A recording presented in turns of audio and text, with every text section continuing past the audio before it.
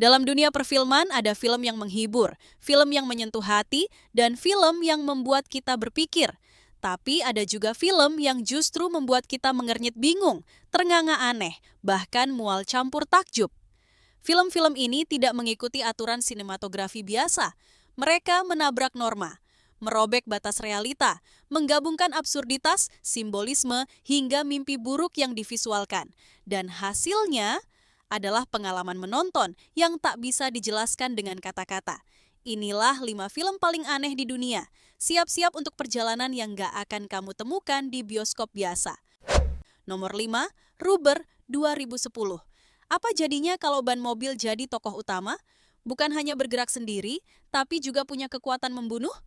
Inilah Rubber, film yang sejak menit pertama sudah memperingatkan penonton. Ini adalah penghormatan untuk hal-hal yang terjadi tanpa alasan. Rubber bercerita tentang sebuah ban mobil tua yang bangkit, hidup, lalu mulai membunuh hewan dan manusia, hanya dengan kekuatan pikiran. Ya, betul, ban ini punya telekinesis.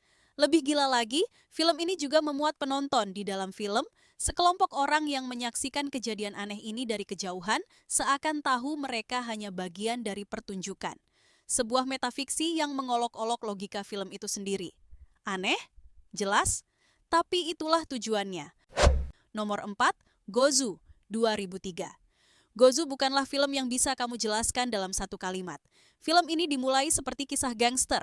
2 anggota Yakuza melakukan perjalanan untuk mengurus salah satu rekan yang dianggap gila. Tapi, begitu mereka tiba di kota kecil yang asing, semuanya mulai berubah. Tiba-tiba muncul pria dengan kepala sapi, penginapan menyeramkan, dan karakter-karakter yang terasa seperti mimpi buruk. Dan puncaknya, seorang wanita melahirkan pria dewasa, lengkap, dengan rambut dan janggut. Takashi Miike, sang sutradara, memang dikenal sebagai master horor ekstrim. Tapi di Gozu, ia menciptakan dunia surreal yang lebih dalam, seperti mimpi, simbol, dan trauma, dijadikan film. Aneh, tak masuk akal, tapi meninggalkan kesan yang luar biasa. Nomor 3, The Human Centipede, 2009. Pernahkah kamu bertanya, apa film paling menjijikan yang pernah dibuat? Jawabannya mungkin The Human Centipede. Kisahnya tentang seorang dokter gila yang ingin menciptakan makhluk baru dengan menjahit 3 orang manusia dari mulut ke anus membentuk satu organisme yang saling bergantung. Proyek gila ini dijalankan dengan penuh detail, penuh penderitaan, dan disajikan seolah-olah ilmiah. Film ini bukan untuk semua orang. Banyak penonton keluar bioskop, banyak juga yang penasaran dan menonton sampai habis. Tapi yang jelas, The Human Centipede adalah contoh ekstrim bagaimana absurditas bisa berubah menjadi horor dan meninggalkan trauma bagi yang menontonnya. Nomor 2, Holy Motors, 2012. Bayangkan seorang pria masuk ke dalam limusin besar, lalu setiap kali turun, ia menjadi orang yang berbeda. Kadang menjadi pengemis, kadang menjadi ayah yang emosional, kadang menjadi monster yang tinggal di selokan. Itulah Holy Motors, sebuah perjalanan panjang tanpa penjelasan. Penontonnya dibawa masuk ke dunia yang terus berubah, antara nyata dan khayal, antara peran dan identitas asli. Tak ada penjelasan siapa dia, kenapa dia melakukan semua ini, atau kemana tujuannya. Film ini seperti refleksi atas dunia seni, film, dan kehidupan itu sendiri. Aneh? Sangat.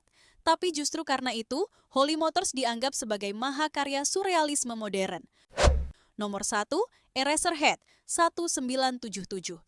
Inilah film yang membuat David Lynch dikenal sebagai maestro mimpi buruk. Eraserhead bukanlah film biasa.